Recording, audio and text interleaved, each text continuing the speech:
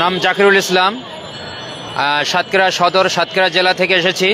আমার প্রতিষ্ঠানের নাম মেরিডাঙ্গা মহিলা দাখিল মাদ্রাসা। তো আমরা এখানে এসেছি আমাদের পরিবার পরিজন সব কিছু ফেলে। এখানে আজ নবমতম দিন, লাগাতার কর্মসূচির নবমতম দিন। এই নবমতম দিন আমার পরিবারের সব কিছু ফেলে এখানে চলে এসেছি। পরিবারের অনেকগুলো ক্ষতি হয়ে যাচ্ছে। আমার সন্তানের মুখ দেখতে পাচ্ছি না, তাদের মুখে দুটো ভাত দিচ্ছে কিনা তাও খোঁজখবর নিতে পারতেছি না, এবং সর্বোপরি সংসারে যাবতীয় সব কিছু ফেলে এখানে চলে এসেছি, জীবনের সব আঙ্গিনা ফেলে শুধু মজ্জা টাকা ফিরে পাওয়ার জন্য। এই আন্দোলন চলছে আজ নবম দিন পর্যন্ত। এই 23 তারিখ থেকে আমাদের আন্দোলন শুরু হয়েছে এবং 23 থেকে 24, 25, 26 এই 3 দিনের ভেতরে আমাদের এক ভাই অত্যন্ত অসুস্থ হয়ে পড়েন। এই আন্দোলনে যুক্ত হয়ে তিনি আমাদের সহযোদ্ধা ছিলেন। অত্যন্ত অসুস্থ হয়ে যাওয়ার পর তাকে ঢাকা মেডিকেলে ভর্তি করা হয়।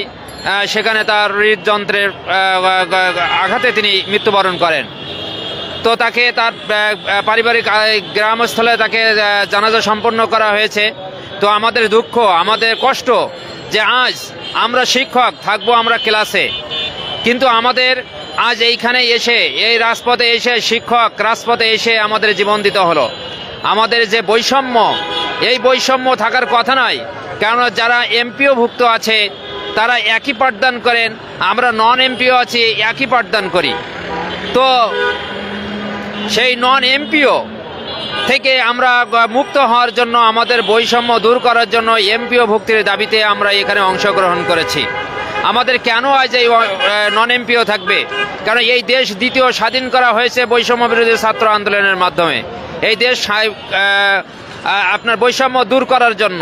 কিন্তু এই বৈষম্য দূর করার জন্য যে ছাত্ররা এই দেশকে স্বাধীন করেছে দ্বিতীয়বার, সেই দ্বিতীয়বার স্বাধীন করার পর বৈষম্য বিরোধী ছাত্র আন্দোলনের মাধ্যমে এই সরকার গঠন হয়। কিন্তু এই সরকার বারবারই বলে আসতেছে আমরা বৈষম্য দূর করতেছি, বৈষম্য দূর করতেছি, কিন্তু আজও সেই বৈষম্য দূর হলো না। আমাদের এখানে এই বৈষম্যের জন্য এখানে আসতে হলো। কেন আমাদেরকে এখানে আসতে হবে? আমরা থাকবো বিদ্যালয়ে, আমরা বিদ্যালয়ে থেকে আমরা সেই পাঠদান করব, কিন্তু আমাদের সেই চেয়ারের বাইরে এসে আমাদেরকে এখানে আসতে হলো। আমরা শিক্ষা প্রতিষ্ঠানে ফিরে যেতে চাই, কিন্তু মাননীয় প্রধান উপদেষ্টার কাছে আমাদের দাবি, আজ 9 দিন যাবৎ আমরা এখানে রোজা অবস্থায় আছি এবং আমাদের অত্যন্ত কষ্ট ভেতর দিয়ে যাচ্ছে। আমাদের সেহরি করতে হচ্ছে খুব কষ্টের উপর দিয়ে, ইফতার করতে হচ্ছে খুব কষ্টের উপর দিয়ে। আমাদের মনের আঙ্গিনা ছিল সিয়াম সাধনার মাস, আমরা বাসায় বলে আমাদের মসজিদে আমাদের নিজস্ব জায়গায় পড়ে আমরা রোজা পালন করব, সিয়াম সাধনা করব, কিন্তু সেইটা না হয়ে আমাদের এই যৌক্তিক দাবি তিনি আমাদেরকে যে দিচ্ছেন না, এই যৌক্তিক দাবিটা তুলে ধরার জন্য আমরা এখানে এসেছি। কিন্তু প্রশ্ন প্রধান উপদেষ্টার কাছে, কেন আমাদেরকে এই কষ্টটা দেওয়া হচ্ছে?